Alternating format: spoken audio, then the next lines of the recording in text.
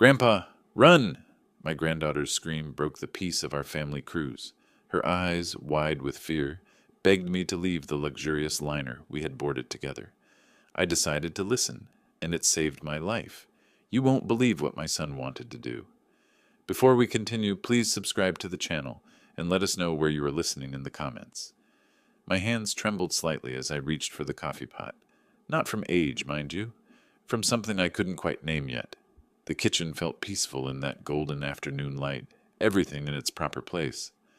43 years I'd lived in this house, and I still loved these quiet moments. The coffee percolated with its familiar rhythm while I arranged my favorite mug on the granite counter. Simple pleasures had become more precious since retirement. Then the phone rang. Derek's name glowed on the caller ID. My grip tightened around the ceramic handle before I even answered. "Hey, Dad." His voice carried that particular tone, the one he'd used since childhood when he wanted something expensive. "Hello, son." I kept my voice neutral, though my stomach was already nodding. "How are things?" "Well, that's why I'm calling." Derek cleared his throat, and I could picture him pacing in his cluttered living room. "We need $8,000 for the cruise tickets. Everything's already booked. Deposits paid. The travel agent needs the rest by Monday." I set my coffee mug down harder than necessary. A few drops splashed onto the counter. "Son, you're 42 years old. A grown man with a job and a family. Pay for your own vacation." "How can you say that?" His voice shot up an octave, that familiar whine creeping in. "We're your family. This is supposed to be a celebration. Your retirement, quality time together, and you're worried about money?" I walked to the living room window, staring out at my carefully maintained lawn. Mrs. Henderson next door was pruning her roses. Normal people doing normal things while my son demanded thousands of dollars, like it was pocket change.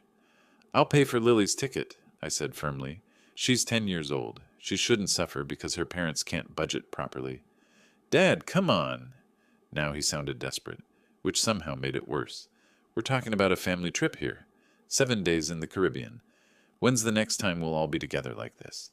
Derek, I've helped you more times than I can count. The house down payment, your wedding, that car repair last year. When does it end?" "This is different. This is about family memories, about—" "No." The word came out sharper than I intended. "This is about you expecting me to fund your lifestyle while you spend money you don't have. I'll transfer Lily's portion to the travel agent directly. You and Evelyn figure out your own situation." The silence stretched long enough that I wondered if he'd hung up. "Fine," he finally said, his voice cold as winter. "But don't blame me when this ruins everything. Don't blame me when Lily asks why Grandpa wouldn't let her parents come on the family cruise." The dial tone buzzed in my ear. I stood there holding the dead phone, staring at it like it might explain how my generous, loving son had become this manipulative stranger. The afternoon sunlight still streamed through the kitchen window, but something fundamental had shifted. This wasn't just another request for help. This felt different, more desperate, more demanding, and somehow I knew he wouldn't just drop it. The sound of car doors slamming made me look up from my dinner plate. Through the dining room window, I could see Derek's dented minivan in my driveway, engine still ticking as it cooled. My stomach dropped. They were coming to finish what the phone call had started. I heard Derek's key in the front door, the spare I'd given him years ago when Lily was born, back when trust came easier. The lock clicked, and they walked in without knocking. No courtesy, no respect for boundaries, just entitled invasion of my private space. "Frank, we need to talk." Evelyn appeared first, her makeup slightly smudged, hands trembling just enough to be noticeable. She'd been crying, or wanted me to think she had. Derek followed behind her, filling my doorway with his bulk. At 42, he still had the broad shoulders from his college football days, though his gut had expanded considerably. He didn't sit. Instead, he paced around my living room like he owned it, picking up family photos and setting them down carelessly. "Please, sit down." I gestured toward the chairs, trying to maintain some semblance of normal hospitality, even as they violated every boundary I had. Evelyn perched on the edge of my leather armchair, ready to spring up at any moment. Her designer purse, probably cost more than most people's car payments, clutched in her lap like a shield. "Frank, I need you to understand something." Her voice cracked perfectly, tears gathering in her blue eyes. "We're not asking for vacation money. We're drowning." Derek stopped pacing directly in front of my couch, towering over me as I sat. The power dynamic was clear and intentional. "We owe $50,000, Evelyn continued, dabbing at her eyes with a tissue she'd pulled from nowhere. "Credit cards, loans, the mortgage second. Derek's company cut his commission structure last year, and we got behind." 50,000. The number hit me like a physical blow. "How did you let it get that bad?" I asked, though part of me already knew. The expensive restaurants, the designer clothes, the luxury SUV they'd traded in last month. "It doesn't matter how," Derek snapped, his voice sharp. "What matters is fixing it. We can consolidate everything with a personal loan, but we need collateral. Your signature on the application. And 8,000 for the cruise fits into this plan, how exactly?" Derek's jaw tightened. "Because we need this trip, Dad. As a family. To show Lily that everything's okay, that we're not falling apart. She's been asking questions about why Mommy cries so much." Evelyn's sob was perfectly timed.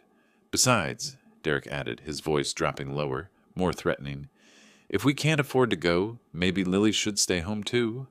Wouldn't want her to feel guilty about going on vacation while her parents lose their house." The manipulation was so blatant, so cruel, that for a moment I couldn't speak, using my granddaughter as a weapon against me. "Don't you dare," I said quietly, "use that little girl as leverage." But Derek had already won, and we all knew it. I couldn't bear the thought of Lily suffering because of her parents' failures, couldn't stand the idea of her missing out on something that should be pure joy. I walked across the room to my desk, each step feeling like surrender. The checkbook sat in the top drawer where it always did. My hand shook slightly as I wrote out the amount, $8,000. "This is the absolute last time," I said as I tore off the check. "Do you understand me? The last time I bail you out." Derek snatched the check before I'd finished speaking, barely glancing at the amount before folding it into his wallet. "Thanks, Dad. Really, this means everything." But he was already walking toward the door, Evelyn close behind him. No gratitude, no genuine relief, just the satisfaction of getting what they'd come for. The front door closed behind them with a soft click. I stood alone in my living room, staring at the empty checkbook in my hands. The house felt violated, contaminated by their desperation and my own weakness. Outside, Derek's minivan roared to life and pulled away. $8,000 for 7 days at sea with people who saw me as nothing more than an ATM with a pulse. Each step up the stairs felt heavier than usual. Not from physical exhaustion, though my legs certainly felt the weight of 68 years more acutely tonight. The emotional toll of the day's confrontations had settled into my bones like winter cold. I pulled my old leather suitcase from the bedroom closet, the one Margaret and I had used for our honeymoon in Italy 45 years ago. The brass clasps still worked perfectly, though the leather showed its age in gentle creases and worn corners. Packing had always been methodical for me.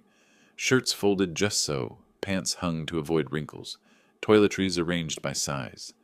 Tonight, though, my hands moved automatically while my mind wandered down darker paths. When had Derek become so entitled? When had my help transformed from generous assistance into expected tribute? I opened my dresser drawer to grab socks and accidentally pulled out the file folder underneath, the one where I kept important financial documents. Bank statements and receipts scattered across my bed like evidence of some crime. The house down payment receipt stared up at me. $200,000, 5 years ago when Derek claimed he'd found the perfect starter home for his family. "Just need help with the down payment, Dad. We'll handle the monthly payments ourselves." Underneath that, the wedding expenses, $30,000 for what Evelyn called a modest ceremony at the country club, another $15,000 for their honeymoon in France. "We want to start our marriage right," Derek had explained. "No stress, no debt hanging over us." Car repair bills, $8,000, when Derek's transmission died 3 years ago. "I can't get to work without a car, Dad. I'll pay you back as soon as the insurance check comes through." The insurance check never came. I sat on the edge of my bed, surrounded by paper trails of my own foolishness. 27 years of emergencies and just this once requests. Each one seemed reasonable at the time, Each one came with promises of repayment that never materialized. My calculator sat on the nightstand. Old habit from my business days. Always double-check the numbers. I punched in figures with growing disbelief. $200,000, $30,000, $15,000, $8,000. Smaller amounts over the years. Car insurance, medical bills, Christmas gifts that turned into Christmas loans. The total climbed past $280,000, nearly $300,000 over Derek's adult life. The numbers stared back at me from the calculator's green display, each digit a reminder of my own weakness. I'd worked 40 years building that nest egg, saved and invested and planned for retirement, only to watch my son treat it like his personal piggy bank. A photograph of Lily had fallen from the folder. Last Christmas morning, her gap-toothed smile bright as she opened presents.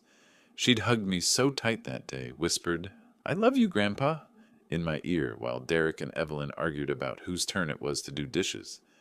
That little girl deserved better than parents who used her as emotional leverage. She deserved a grandfather strong enough to protect her from their dysfunction, even if it meant protecting her from them. I gathered the documents and returned them to the folder, then resumed packing with renewed purpose. 7 days at sea lay ahead. 7 days with my granddaughter, watching her discover the wonder of ocean sunsets and tropical islands.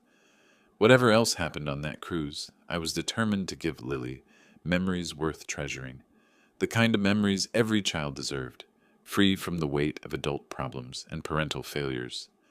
The alarm clock on my nightstand glowed, 9:47 p.m. Early departure tomorrow meant early sleep tonight. I set the alarm for 6 a.m. and turned off the bedside lamp. Tomorrow, despite everything, would bring the joy of seeing Lily's excitement as we boarded that magnificent ship. When I sat down in the cramped middle seat of Derek's car the next day to get to the port, it felt like a cage, but Lily's presence next to me made it bearable. She was waiting on the porch when Derek's damaged minivan pulled into my driveway, holding a worn paperback copy of The Secret Garden and practically trembling with excitement. "Grandpa, look what I brought to read on the ship." She held up the book, its pages soft from countless readings. "Frances Hodgson Burnett is my favorite author. Do you think they have a library on board?" "I'm sure they do, sweetheart." I helped her adjust the seatbelt around her small frame, careful not to meet Derek's eyes in the rearview mirror. The tension from last night's confrontation still crackled between us, like electricity before a storm. Evelyn twisted in the passenger seat, adjusting her mirror to watch our interaction. Her manicured fingernails tapped against the armrest in an irritating rhythm. Every few seconds, she'd catch my eye in the reflection and offer a cold smile that never reached her carefully made-up features. "Look, Grandpa," Lily pressed her face against the window as we merged onto the highway. "The buildings are getting taller. It's like we're driving into a forest made of glass and steel." Her wonder was infectious. Despite everything, I found myself smiling genuinely, for the first time since Derek's phone call yesterday. Children see magic where adults see only concrete and commerce. "That's Manhattan, Princess. See that tall building with the pointy top? That's the Chrysler Building. It was built when my grandfather was young." "Your grandfather?" Lily's eyes widened. "That means my great-great-grandfather. Was he alive when dinosaurs roamed the earth?" "Not quite that old," I laughed, ruffling her dark hair. "But he did see the first automobiles driving down dirt roads." Traffic thickened as we approached Brooklyn. Derek's knuckles were white against the steering wheel, jaw muscle twitching every time someone cut us off. The weight of yesterday's $8,000 check seemed to press down on all of us differently. Burden for me, resentment for him, calculation for her. "Money can buy many things," Evelyn said suddenly, her voice sugar-sweet, but with razors underneath. "But it can't buy genuine affection, can it, Frank?" The comment hit its target perfectly. She wanted me to know that she saw through my relationship with Lily, wanted to plant seeds of doubt about my granddaughter's love. "I love Grandpa anyway," Lily's voice rang clear and indignant. "He's the best grandfather in the whole world, and money has nothing to do with it." My heart swelled with fierce protectiveness. This innocent child shouldn't have to defend our relationship against her own mother's jealousy. "That's right, sweetheart. You're my most precious treasure, worth more than all the gold in the world." Derek's grip tightened further on the wheel. In the mirror, I watched his expression darken as he realized his daughter's loyalty couldn't be manipulated or purchased. It simply existed, pure and unconditional. The salt smell of the harbor began filtering through the van's ventilation system. Seagulls wheeled overhead, crying their raucous songs. Lily bounced in her seat as massive cargo cranes came into view, followed by the first glimpse of cruise ship smokestacks, rising like white towers against the morning sky. "Is that our ship, Grandpa? Is that the Ocean Majesty?" "Not yet, Princess, but we're close now." Derek's knuckles remained bone-white against the black steering wheel, while beside me my granddaughter continued chattering about the approaching maritime wonderland. The contrast between her pure joy and his barely contained anger made my chest tight with foreboding. The relief of stepping out of that suffocating minivan felt like emerging from a cave into sunlight. My legs appreciated the stretch after 90 minutes of tension and cramped positioning. Around us, the cruise terminal buzzed with excited families, wheeling luggage and pointing cameras at everything. But nothing could have prepared me for the first glimpse of the Ocean Majesty through the terminal's floor-to-ceiling windows. "Sweet mother of pearl," I whispered, borrowing one of my father's favorite expressions. The ship rose 15 stories above the harbor, its white hull gleaming like fresh snow against the blue April sky. Elegant balconies dotted its length like jewelry on a grand dame's dress. At the top, multiple swimming pools sparkled in the morning sun while tiny figures moved about the decks. "Grandpa, it's not a ship. It's a floating palace." Lily grabbed my hand, her paperback forgotten in her other grip. "How many people can fit on something that enormous?" 3,000 passengers, according to the brochure." I squeezed her small fingers. "Plus 1,500 crew members to take care of everyone." Derek and Evelyn approached with our luggage, their expressions mixing awe with something harder to define. Derek's eyes kept calculating costs, the marble lobby visible through the windows, the uniformed staff greeting passengers, the obvious luxury of every detail. The security checkpoint separated us briefly into different lines. I watched Lily bounce impatiently while a guard checked her small backpack, her excitement so pure it made my heart ache. When had I last felt such uncomplicated joy about anything? "Welcome aboard the Ocean Majesty," Captain Johnson's voice echoed through the terminal speakers. "We're preparing for a magnificent 7-day journey to the Caribbean. All passengers should be aboard by 11:30 for our noon departure." The gangway stretched ahead of us like a bridge between worlds. On one side, the familiar chaos of New York Harbor, car horns, diesel fumes, concrete. On the other, a floating sanctuary of luxury and leisure. Our shoes rang against the metal walkway as we crossed over the harbor water. Lily held my hand tightly, not from fear, but from overwhelming excitement. The ocean breeze carried salt and possibility. "Mr. Miller?" A crisp steward in brilliant white uniform greeted us at the entrance. His name tag read, "Roberto." "Frank Miller, party of 4? "That's correct." "Wonderful. Mr. Frank Miller, you have the Ocean View Suite on Deck 8, starboard side. Mr. Derek Miller, your interior stateroom is on Deck 5. He handed us different colored key cards. "The elevator banks are clearly marked. Would you like assistance finding your accommodations?" The class distinction was subtle but unmistakable. Frank's suite versus Derek's interior cabin. Premium accommodations I'd insisted on paying for versus the standard rate. That was all Derek's budget could manage, even with my help. "We can find our way," Derek said stiffly, pocketing his plain white keycard while I held the gold-edged one. The elevator ride separated us temporarily. Different floors, different worlds within this floating city. When Lily and I reached Deck 8, she gasped at the wide corridors, the artwork, the subtle luxury of everything from the carpet to the ceiling fixtures. My suite door opened onto a sitting area with floor-to-ceiling windows overlooking the harbor, but the real treasure was the private balcony.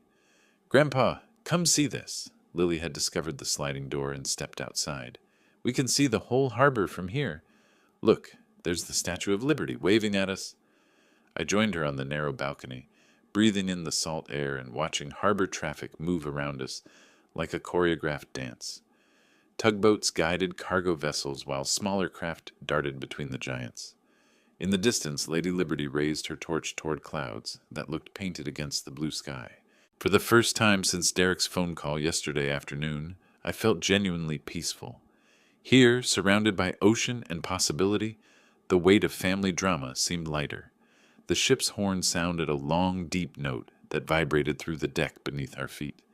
The ship's horn sounded again as I stood on my private balcony, watching Manhattan's skyline slowly shrink behind us.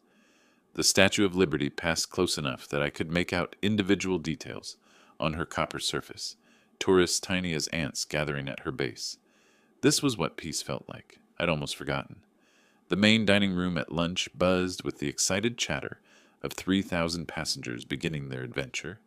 Families occupied tables around us, grandparents with grandchildren, parents juggling toddlers, elderly couples sharing quiet conversations over white wine.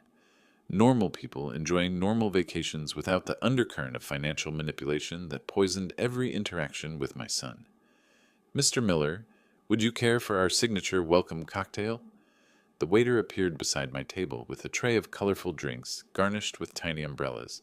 "It's complimentary with your sweet package." "Thank you, but I'm enjoying the views just fine." I gestured toward the floor-to-ceiling windows where the New Jersey coastline rolled past like a painted backdrop. "Perhaps later." Lily had discovered the kids' club after lunch, a wonderland of video games, arts and crafts stations, and supervised activities that left her practically speechless with joy. I watched through the observation window as she introduced herself to other children with the fearless confidence only 10-year-olds possess. "Can we go swimming after we watch the magician show?" she asked when she found me reading in the ship's library later that afternoon. "They have 3 different pools, Grandpa. One has a water slide shaped like a sea serpent." "Of course, Princess. This whole week is about making you happy." And for the first time in months, I was actually enjoying a book. The library's leather chairs faced panoramic ocean views, and the gentle sway of the ship created a hypnotic rhythm that made reading feel like meditation. No phone calls demanding money, no guilt trips about family obligations, just the endless horizon and a well-crafted mystery novel. The pool deck in late afternoon was a revelation. Lily splashed in the shallow end while I supervised from a cushioned deck chair, marveling at the engineering required to create this floating resort. Multiple levels of pools, hot tubs, and lounging areas stretched across the ship's width, all while we moved through Atlantic swells at 23 knots. "Sir, afternoon tea service is available on the sky deck," a crew member informed me as Lily practiced her backstroke. "Fresh scones, finger sandwiches, and ocean views you won't believe." The civilized luxury of afternoon tea felt like stepping back into a gentler era. Delicate china cups, silver service, and watercress sandwiches cut into perfect triangles, while the ocean stretched endlessly in every direction. I hadn't realized how much stress I'd been carrying until it began lifting from my shoulders like morning fog. "Grandpa, guess what I learned today?" Lily burst into the tea service area, still damp from the pool and glowing with excitement. "They have a rock climbing wall that goes up 6 stories, and tonight there's a Broadway show in the theater, and tomorrow we can go snorkeling in Bermuda." Her enthusiasm was infectious. Despite everything, Derek's manipulation, Evelyn's jealousy, the financial pressure that never seemed to end, this moment was perfect. My granddaughter's joy, the peaceful rhythm of the ship, the promise of a week focused entirely on creating happy memories. As evening approached, I helped Lily pick out clothes for dinner, while her parents prepared in their own cabins somewhere below. The formal dining room required resort casual attire, which gave Lily an excuse to wear the sundress her grandmother had bought her last summer. "Do I look fancy enough for a real ship's dining room, Grandpa?" "You look like a princess, sweetheart, the most beautiful princess on the 7 seas." After tucking Lily into her bunk bed in her parents' cabin and saying goodnight to Derek and Evelyn with strained politeness, I walked back to my suite, feeling genuinely grateful. Tomorrow we'd wake up in Bermuda's crystal blue waters.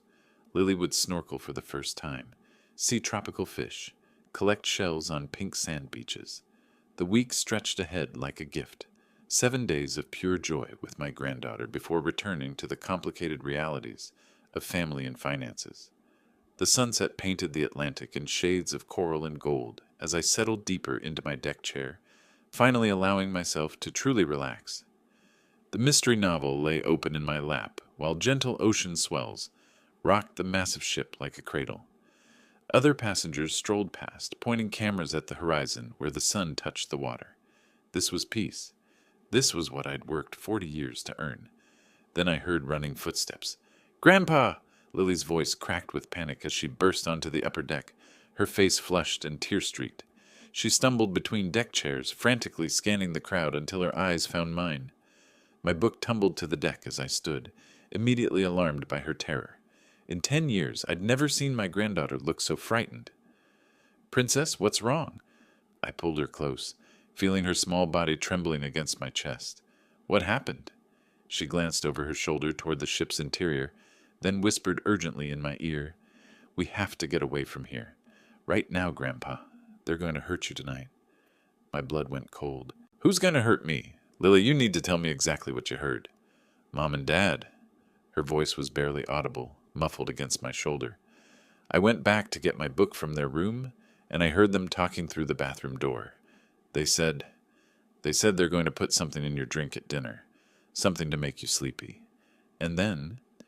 She couldn't finish the sentence, but her meaning hit me like a physical blow. "Are you absolutely certain about what you heard?" My voice stayed calm even as my mind reeled with the impossibility of it.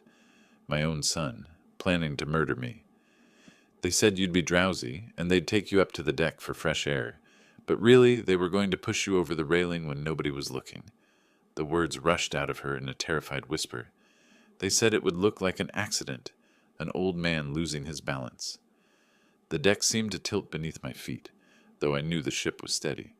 Derek and Evelyn, my son and his wife, planning my death with the casual efficiency of planning a grocery list. "They mentioned timing," Lily continued, still looking around fearfully. "Something about the dinner seating and how the deck patrol changes shifts at 9:30. The level of detail chilled me. This wasn't an impulsive decision born of desperation. They'd researched, planned, calculated the best way to kill me and inherit my money. "Listen to me carefully, Princess." I held her shoulders, looking directly into her frightened eyes. "You did exactly the right thing telling me. You're incredibly brave, and now we're going to handle this together. But what if they see us talking? What if they know I heard them? They won't. We're going to be very smart about this." My mind was already racing through possibilities. "First, you're going to the kids' club for movie night. Stay there until I come get you. Don't go back to their cabin alone." "What about you, Grandpa? What if they try to give you the drink anyway?" "Let me worry about that." I managed what I hoped was a reassuring smile, though inside I felt like I was falling through empty space. Sometimes, the best way to catch someone in a trap is to let them think it's working. The ship's dinner bells began chiming across the various decks, calling passengers to evening service. Through the dining room windows below, I could see white uniformed waiters lighting candles on tables set with gleaming crystal and silver. Lily hugged me fiercely. "Promise me you won't drink anything they give you. Promise me you'll be careful." "I promise, sweetheart. Now go to the kids' club and try to have fun. This will all be over soon." As she hurried away toward the ship's activity center, I remained standing at the deck railing, watching the dining rooms fill with families enjoying their vacation. Somewhere below, Derek and Evelyn were preparing to join me for what they believed would be my last meal. My hands gripped the railing as the full weight of betrayal settled over me. The son I'd raised, supported, and loved unconditionally had decided I was worth more dead than alive. But they'd made one crucial mistake. They'd underestimated a 10-year-old's courage and a grandfather's determination to protect her. 90 minutes had passed since Lily's warning, and I sat alone at a corner table in the ship's elegant bar, pretending to study the dinner menu, while my eyes tracked every movement around me. The Ocean View Lounge buzzed with pre-dinner cocktails and civilized conversation, crystal glasses catching the soft amber lighting. I'd positioned myself strategically, back to the wall, clear view of all entrances, close enough to the bar to hear orders, but far enough away to avoid seeming paranoid. My phone lay beside the menu, voice recorder app ready, though the screen appeared dark. "Frank!" Derek's voice boomed across the lounge with false heartiness. "There you are, Dad. We've been looking everywhere." They approached with practiced smiles, Derek in his best vacation shirt, Evelyn in a flowing sundress that probably cost more than most people's monthly rent.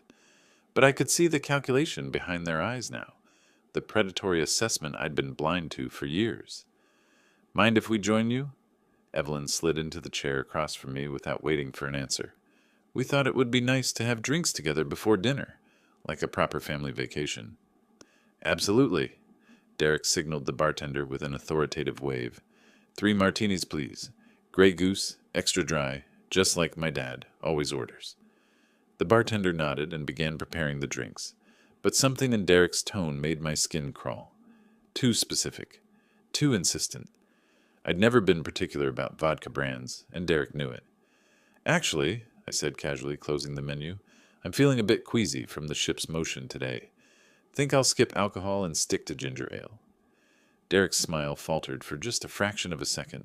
Come on, Dad. 1 martini won't hurt. We're celebrating our family time together. The last family time we might have, Evelyn added with what she probably thought was meaningful sentiment. Who knows when we'll all be together like this again? The irony of her words would have been darkly amusing if the situation weren't so terrifying. She was right. This might indeed be our last time together, but not for the reasons she was pretending. Thanks, but my stomach's been bothering me since lunch. I gestured toward my midsection apologetically. Sea legs aren't what they used to be at my age. You two go ahead and enjoy yourselves. Derek's jaw tightened almost imperceptibly. Dad, it's 1 drink, for family harmony. The pressure in his voice was unmistakable now. He needed me to drink that martini, needed it desperately enough to keep pushing despite my clear refusal. The realization that my son was trying to poison me hit me anew, though I kept my expression neutral. How about this instead? I stood up, pulling out my wallet. Dinner's on me tonight. Both of you order whatever you want, celebrate properly. I'm going to walk off this nausea and meet you in the dining room. Before they could protest further, I left enough cash on the table to cover their drinks and walked toward the lounge exit. Behind me, I heard Derek's frustrated sigh and Evelyn's sharp whisper. He's being difficult. I made it appear as though I was heading toward the elevators, but instead ducked into the corridor, leading to the guest cabin areas. Their interior stateroom was on deck 5, and the ship's layout made it easy to position myself near their door without being obvious. Through the thin walls, their voices carried clearly once they returned to their cabin 20 minutes later. He suspects something, Evelyn said, her voice sharp with frustration. Did you see how he refused the drink? He's never refused alcohol before. Maybe he really is feeling sick from the ship. Don't be naive, Derek. Your father's been sailing before. He doesn't get seasick. Something clinked against a table, probably a glass being set down hard. We'll have to be more direct.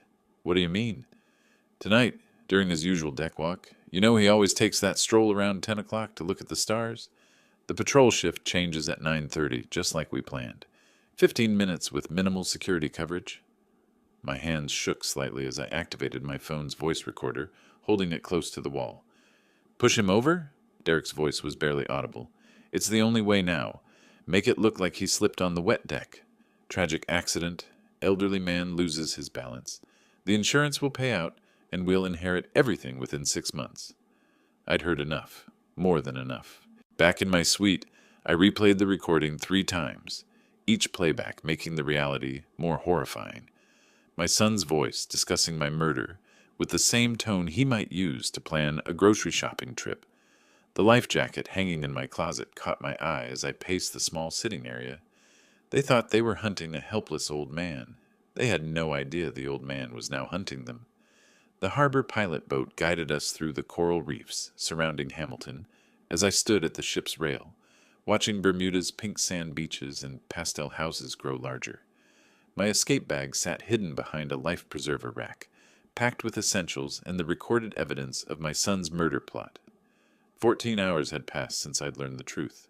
14 hours of sleepless planning, pacing my suite while Derek and Evelyn presumably slept peacefully in their cabin below, confident their victim remained unaware. The gangway lowered with mechanical precision as dock workers secured the massive ship to concrete pilings. Passengers began streaming toward the exits, chattering excitedly about shopping in Hamilton and swimming in crystal blue coves. I could be among them.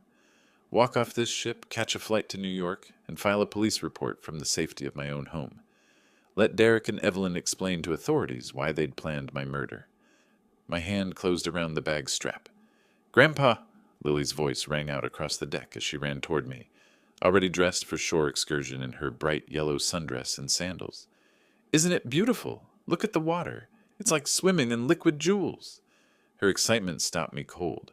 Behind her I could see other passengers' children bouncing with anticipation, families preparing for a day of snorkeling and beach exploration. Normal families. Healthy families where grandparents didn't flee from murderous children. "Princess, I need to handle some business matters on shore." The lie tasted bitter. "Boring grown-up stuff. You go with your parents and have fun." Her face fell immediately. "But you promised we'd go snorkeling together. You said you'd show me how to find conch shells." "I know, sweetheart, but sometimes adult responsibilities—" "No!" The word exploded from her with surprising force. "Grandpa, please don't leave me alone with them. Please don't go." Something in her tone made me look at her more carefully. Fear. The same terror I'd seen yesterday when she'd warned me about the poison. "They'll hurt you if I'm not here to stop them," she whispered, grabbing my hand with both of hers. "And if you leave, who's going to protect me?" The question hit me like a physical blow. In my desperation to save myself, I'd forgotten the most important truth. Lily would remain trapped on this ship with two people who'd already proven they were capable of murder. People who might decide a 10-year-old witness was too dangerous to keep alive. My escape bag suddenly felt like a coward's solution. "You're right, Princess." I knelt down to her eye level. "I'm not going anywhere. We're in this together, remember? But what about the danger? What about what they're planning?" Sometimes the best way to handle bullies is to stand up to them instead of running away. I squeezed her hands gently, and sometimes grown-ups need to learn there are consequences for making bad choices. Derek and Evelyn emerged from the ship's interior, dressed for their own shore excursion. They spotted us near the gangway, and I saw them exchange a meaningful glance. Derek approached with his usual forced cheerfulness. "Not going ashore, Dad? Bermuda's supposed to be spectacular." "Changed my mind. Think I'll enjoy the ship's amenities while it's less crowded." Another glance between them. They were recalculating, adjusting their plans based on my unexpected decision to remain aboard. "Well, we're off to explore Hamilton," Evelyn announced brightly. "Should be back by 4 o'clock for departure." As they walked down the gangway toward shore, I watched through binoculars from the upper deck. They paused at the dock, heads close together in intense conversation, planning, strategizing, deciding how to handle their victim's unexpected behavior. "Mr. Miller?" A uniformed officer approached. Security Chief Michael Smith, according to his name tag. Mid-30s, alert eyes, the kind of competent authority figure I'd hoped to find. "I believe you wanted to speak with me about a security matter." I'd called down to ship security 20 minutes earlier, claiming concerns about passenger safety. Now, watching Derek and Evelyn disappear into Hamilton's busy streets, I felt the first stirrings of genuine confidence since this nightmare had begun. "Yes, Officer Smith, I have something very serious to discuss with you. Something involving threats to passenger safety from individuals who believe they can commit crimes at sea without consequences." The hunter was about to become the hunted, and Derek and Evelyn had no idea that their carefully planned murder was about to become their own trap. 2 hours after my decision to stay and fight, I walked with purpose toward the ship's bridge, my small voice recorder weighing heavy in my jacket pocket. The evidence of my son's murder plot would either save my life or make me look like a delusional old man. But watching Derek and Evelyn disappear into Hamilton's streets while I remained aboard had crystallized something inside me. I was done being a victim. "Captain Johnson?" I knocked on the private quarters adjacent to the bridge. "Frank Miller from Suite 8A. I need to discuss a serious passenger safety matter." The captain was a weathered man in his 50s, with the kind of steady gray eyes that had seen everything the ocean could throw at a ship. He gestured me toward a leather chair opposite his desk, clearly expecting some minor complaint about cabin service or meal quality. "What can I help you with, Mr. Miller?" I placed my phone on his desk and pressed play. Derek's recorded voice filled the small cabin. "Tonight on deck, push him over during late walk. The insurance will pay out, and will inherit everything within 6 months." Captain Johnson's expression transformed from polite attention to sharp focus. He listened to the entire recording twice, his jaw tightening with each repetition. "Mr. Miller, are you telling me your own son is planning to kill you on my ship?" "That's exactly what I'm telling you, and I have more evidence." I showed him the timestamps, explained Lily's initial warning, detailed the failed poisoning attempt. "They're going to try again tonight, during my usual deck walk." The captain leaned back in his chair, studying me carefully. "Why come to me instead of simply staying in your cabin, or leaving the ship in Bermuda?" "Because I have a 10-year-old granddaughter trapped with two people who've already proven they're willing to commit murder. If I run, what happens to her when they realize she overheard their plans?" Something in my voice must have convinced him. He reached for his radio. "Security to captain's quarters. Officer Smith, priority 1. Michael Smith arrived within 3 minutes, mid-30s, alert, with the bearing of someone who took passenger safety seriously. Captain Johnson played the recording again while I explained the situation in detail. "Sir, this is attempted murder conspiracy," Officer Smith said grimly. "We should contact authorities immediately." "No." The word came out sharper than I intended. "If you arrest them now, Lily loses her parents. She's 10 years old. She needs them, even if they're—" I couldn't finish the sentence. "Then what do you propose?" the captain asked. "Tonight, as I take my usual walk on the upper deck at 11:30, they'll come for me, just like they planned. But this time, you'll be ready." Officer Smith frowned. "Mr. Miller, you're asking us to use you as bait. That's extremely dangerous." "I'm 68 years old, officer. I can't outrun them or overpower them, but I can outsmart them." I met his gaze steadily. "With your backup, we can catch them in the act and end this without destroying my granddaughter's life." We spent the next hour planning every detail: communication signals, positioning, backup procedures. Officer Smith would be concealed nearby with 2 additional security personnel, emergency whistle in my pocket, hand signals if I needed immediate intervention. "What about the little girl during all this?" Officer Smith asked. "She'll be safe in the kids' movie night until midnight. She won't even know what's happening." As the meeting concluded, Captain Johnson stood and shook my hand. "Mr. Miller, I've been at sea for 30 years. I've seen family disputes, financial desperation, even violence, but I've never seen a father show this much courage to protect his granddaughter while giving his son a chance to choose differently. Sometimes being a father means making impossible choices." Back in my suite that evening, I sat at the small desk and wrote a letter to Lily, just in case something went wrong tonight. Instructions for reaching my lawyer, accessing college funds I'd set aside for her, knowing that she'd be provided for no matter what happened to me. The sun was setting over the Atlantic, painting the water in shades of gold and crimson. In 6 hours I would either be dead at the bottom of the ocean or watching my son get arrested for attempted murder.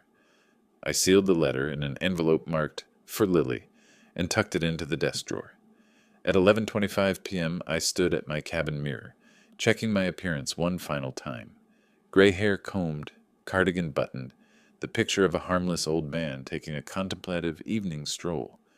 The emergency whistle felt cold against my palm as I slipped it into my pocket and headed for the upper deck. The upper deck stretched empty under starlight, ocean waves lapping against the ship's hull, 15 stories below.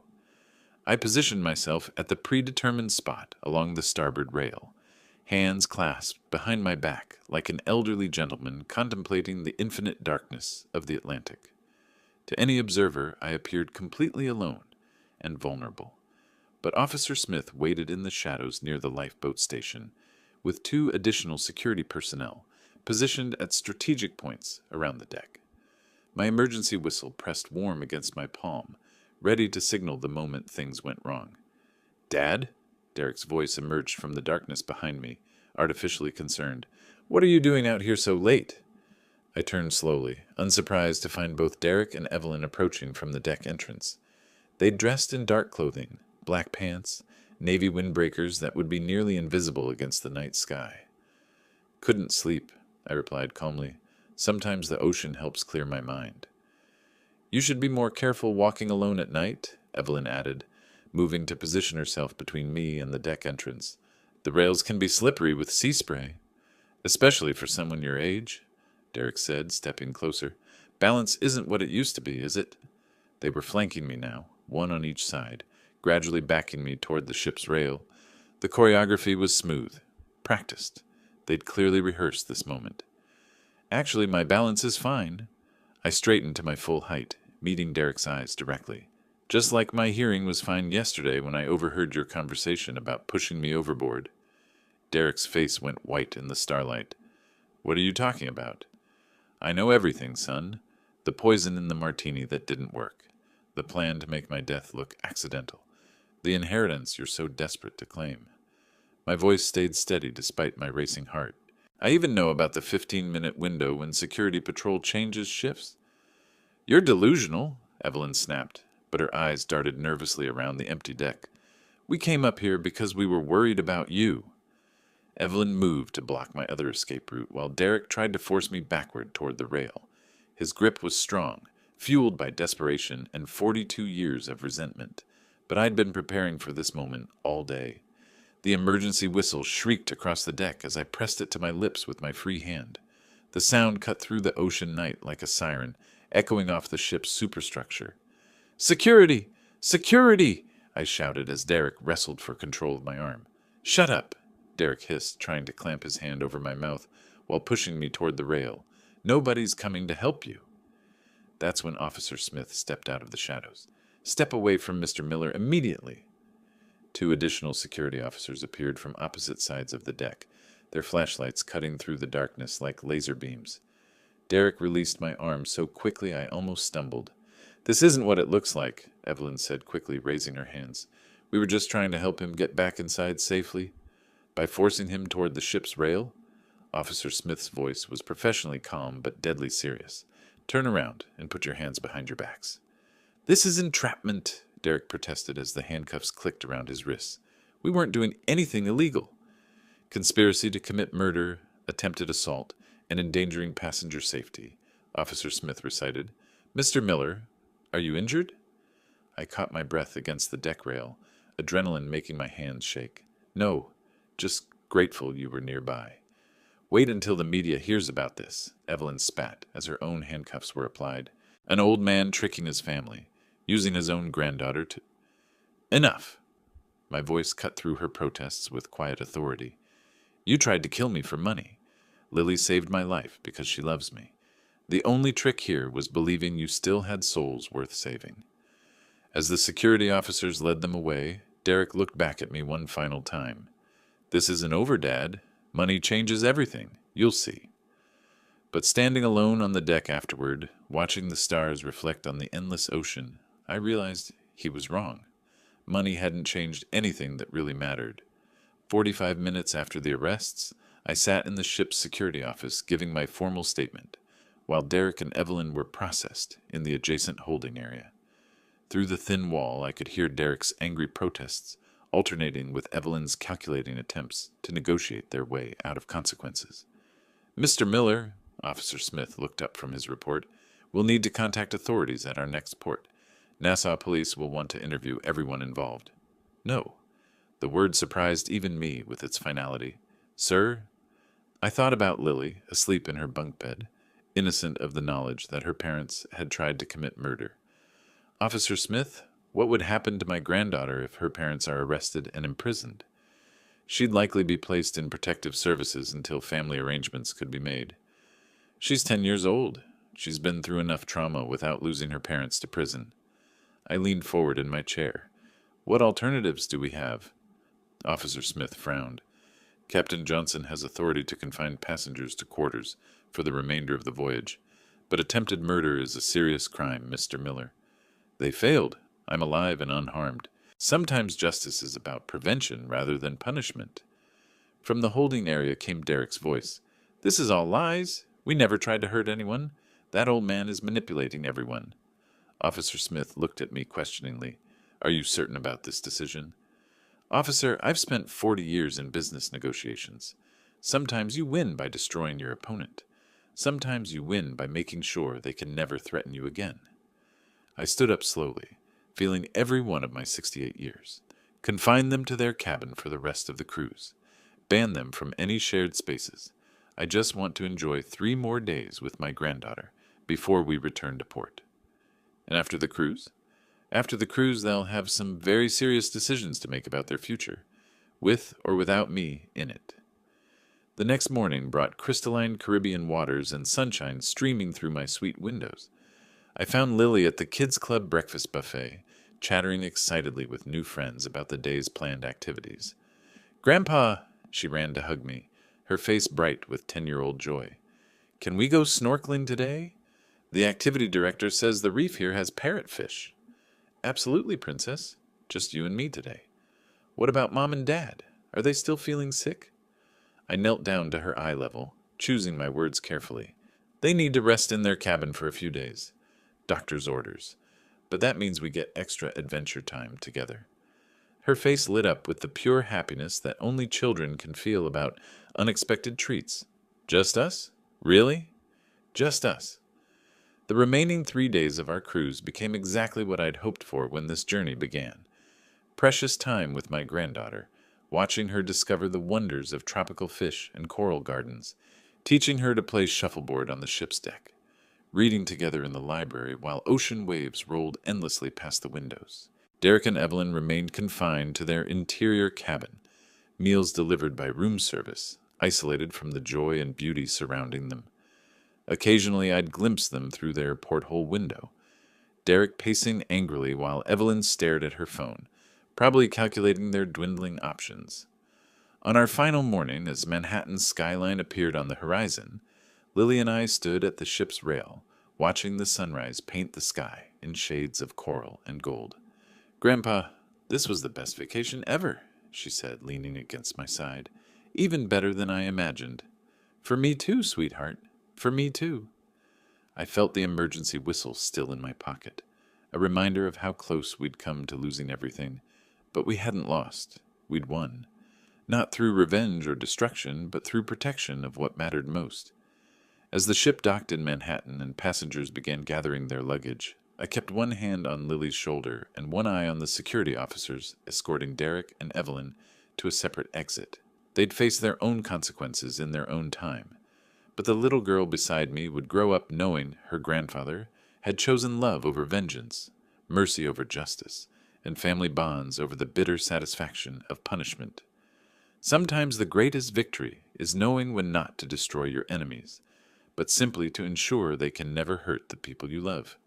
The sun was fully risen now, warming our faces as we headed toward whatever came next.